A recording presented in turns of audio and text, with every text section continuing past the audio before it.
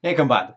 Eu sou Gustavo Domingues, também conhecido como Rei Grifo, e hoje eu vou falar de Hellboy, volume 1, Sementes da Destruição. Hellboy ele é um personagem do Mike Mignola, e o volume 1 também foi roteirizado pelo John Byrne, mas ele é principalmente o personagem do Mike Mignola, que é tanto o escritor como o artista da série. Então, inicialmente, o Sementes da Destruição foi lançado originalmente nos Estados Unidos em 1994, pela Dark Horse. O Hellboy nunca teve uma revista fixa, ele sempre saiu em minisséries e one-shots, que são aquelas histórias individuais. Aqui no Brasil, ele saiu em 2008 pela Mitos. A editora Mitos começou a trazer a coleção do Hellboy, e esse é o volume 1 da edição histórica que eles falam, né? De capa dura. Foi traduzido pelo Fernando Bertacchini. As histórias do Hellboy, elas são legais que elas mostram uma série de influências. Por exemplo, nesse primeiro volume você vai conhecer a história de origem dele e mais a primeira história importante dele. O primeiro filme do Guilherme Del Toro você vai ver que segue exatamente a mesma história, é bem fiel a essa história aqui. Então o Hellboy ele é invocado por um grupo de ocultistas nazistas. Os nazistas estavam fazendo um ritual para invocar um grande demônio capaz de destruir o mundo e etc. Isso aí faz parte é por causa da Sociedade Túria. A Sociedade Túria é uma sociedade que existiu mesmo, eles eram nazistas ocultistas, procuravam poderes mágicos, artefatos mágicos e coisas assim. Talvez você lembre deles dos filmes do Indiana Jones.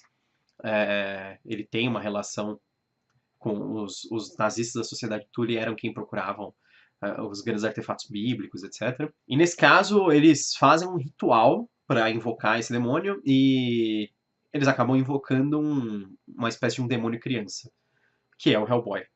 Só que o Hellboy, a diferença dele é que, apesar de ele ser um demônio, ele não é inerentemente maligno. E existe esse grande conflito depois no resto da vida dele.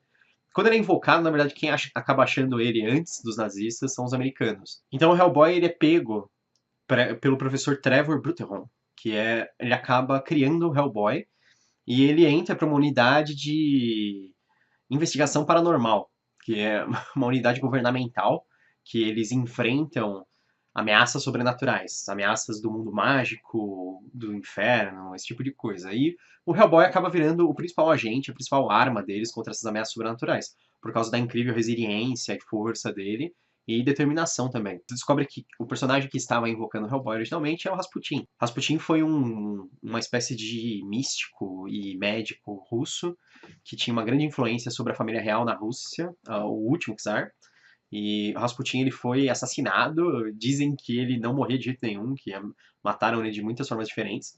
E essa história segue a linha de que ele não morreu realmente, que ele é uma espécie de imortal. Por causa dos poderes místicos dele, ele acaba invocando esse demônio a serviço dos nazistas. Inclusive o Hellboy odeia os nazistas porque foram eles que invocaram ele originalmente. E ele sabia que eles pretendiam usar ele, digamos, de uma forma muito mais cruel.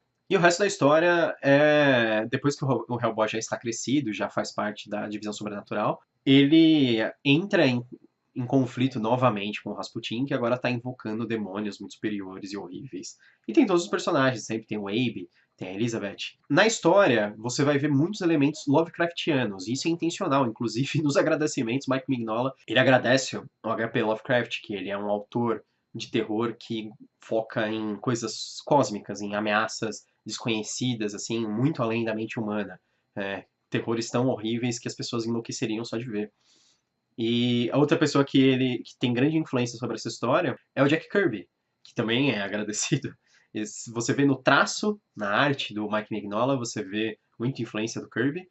E na história você vê muita influência do Lovecraft, você vê muito do confronto do Hellboy com coisas assim muito além da imaginação, coisas que vieram da escuridão entre as estrelas, do espaço insondável, de outros planos, assim, deuses mais antigos que a Terra e criaturas super poderosas e bizarras e extremamente horrendas. O Sementes da Destruição é um arco de história completo, ele saiu numa minissérie de 4 revistas, e ele já conta uma historinha fechada desse grande confronto do Hellboy com o Rasputin.